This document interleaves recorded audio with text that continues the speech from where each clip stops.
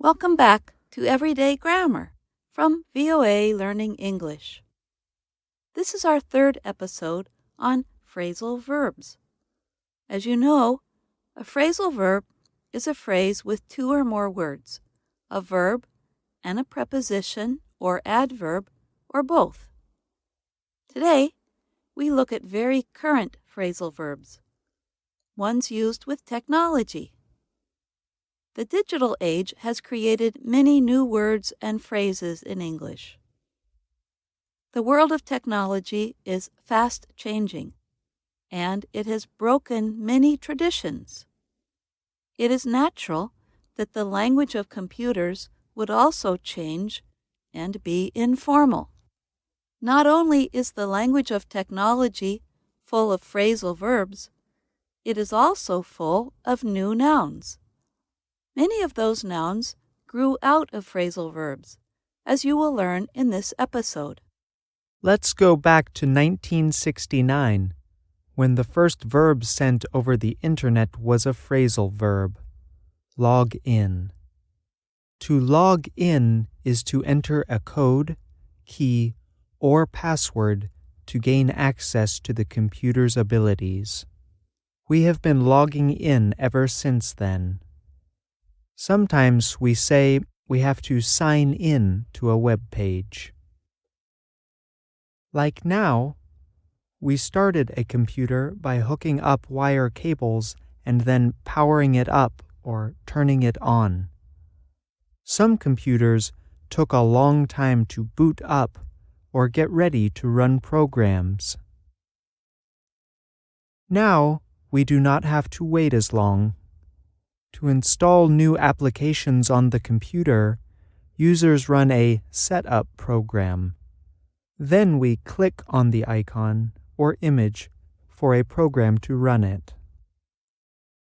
After opening a program, you choose commands from a menu.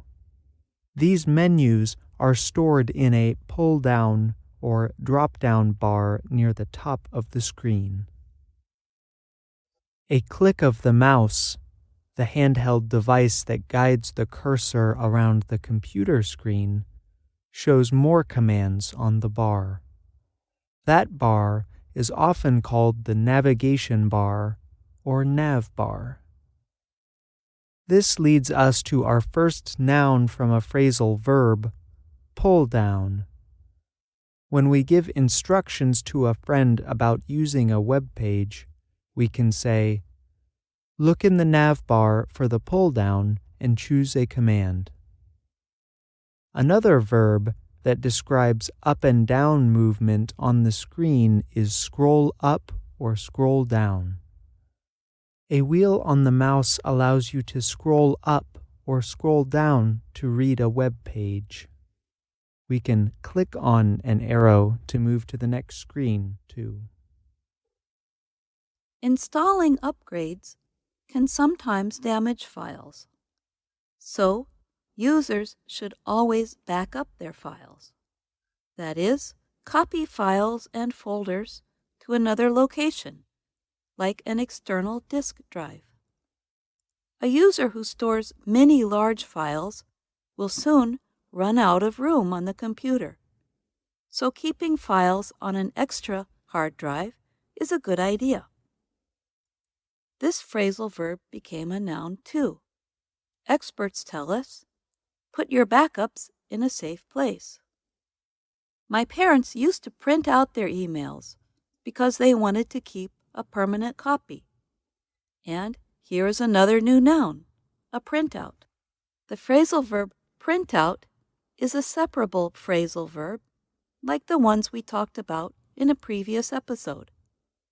That means you can put a pronoun between the verb and preposition, as in, let me print it out for you.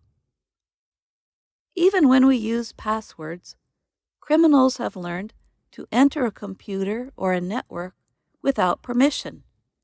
They are hacking into the network. Hacking can make computer systems go down or stop working.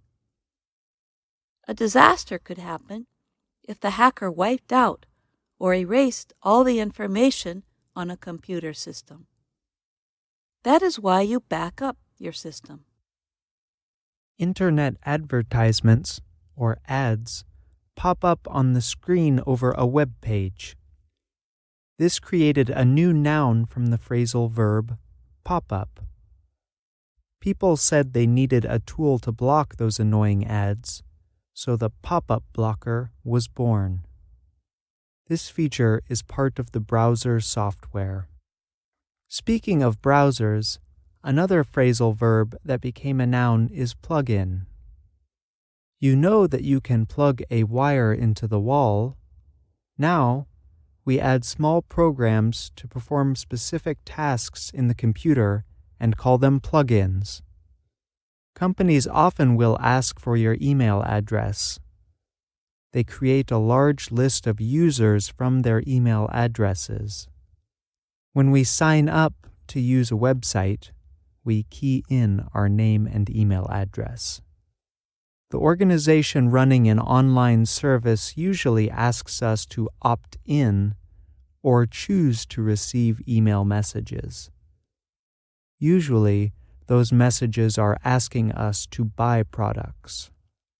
There are so many of these emails now that many people try to filter out all messages from advertisers, otherwise known as spam.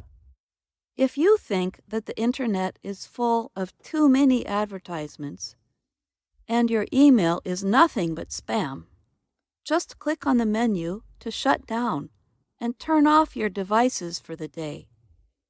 Get off what we called the information superhighway and take a walk outside.